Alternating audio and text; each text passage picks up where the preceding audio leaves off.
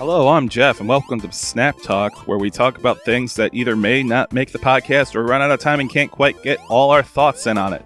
So last time, I said I would explain what the holdup was for a new video coming out, and here it is.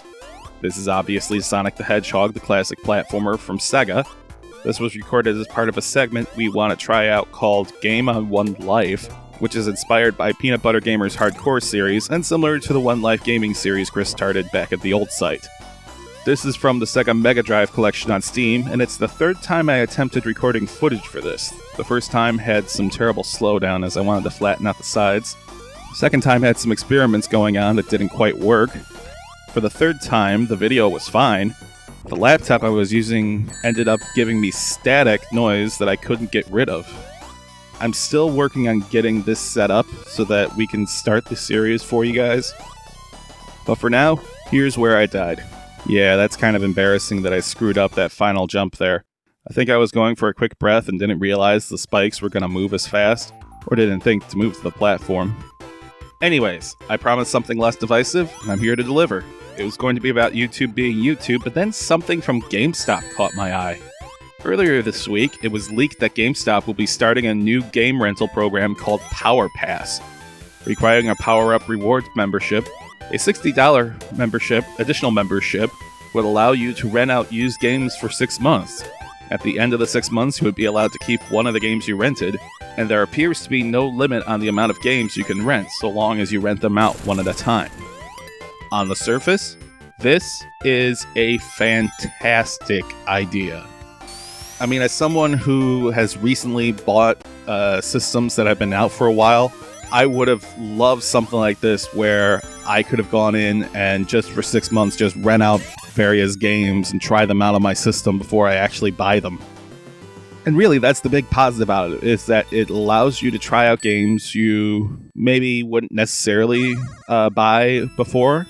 Like, I can think of a couple dozen games on PS3, Wii U, if I bought a PS4, several dozen games on that I would definitely take advantage of with this sort of program. And I know there's people out there that say, well, isn't there something sort of like it right now with the week return? Well, yeah, but if you do that too often, you're going to start getting weird looks when you return games on a regular basis. I mean, you can't really do that at other used game stores. I know there's a couple around here that have caps on how many games you can actually return and that sort of thing. Which sort of leads into a sort of negative in all this, is that I get the feeling they're going to start changing the current return policy with regards to the used games, because currently you can return it within the first week and get all your money back. Now, I wouldn't say that they would go as far as completely getting rid of that, but I think they might do something like with the other stores where they cap how many times you can actually do that in a certain amount of time. And speaking of limits, what sort of limits are there on this? Now, from what GameStop has been trying to tell various outlets, it's that there's really no limit on how many games you can rent out, but is that I wonder if they're saying that more because you can only rent out one a day, or could I actually constantly switch out one game for another? Or how about this? Am I limited to just one store that I would be able to rent out games from? Now, I say that, I don't know what your situation is, or the situation with Chris in the Carolinas, or with Scott and Damon out in Oregon, but in the Detroit area where I'm from sitting right where I am, there's as many as 10 GameStops within a 10-mile radius. If I'm just limited to one to rent games from, that would suck. Let's say there's a used game somewhere that I'm interested in, and I want to try it out with this policy, but it's not at the store that I signed up for. Again, this is a theoretical. I don't know if that's going to be a thing. But going with that theoretical, I wouldn't be able to rent that game out. So I'm wondering, is there a limit? Are you limited to just the one store that you purchase the membership from? Also, something we haven't heard, is there a limit to how long you can keep the game? I know that once the 6 months are over, you get to keep one of the games that you rented. But during that 6 months, how long can you keep the game? And if there's a limit to that, is there going to be a late fee if you turn it in late? I mean, these are just basic things that I thought of that I would like to hear an answer about. But with that said, I still think this is a net positive for GameStop. It's obviously not going to cover all the cracks that are showing for their business model, but I think this is a good thing.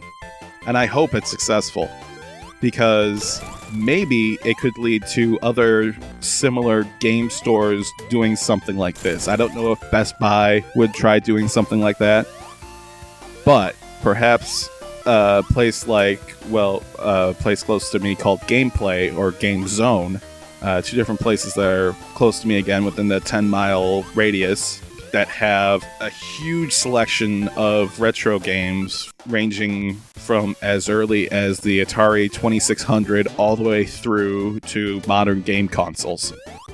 If they did something like that, that would be amazing, because I would have like 7 generations of games where I could just rent out for who knows how long. So, again, net positive. I have some issues that I hope get cleared up, but I think this is a good thing.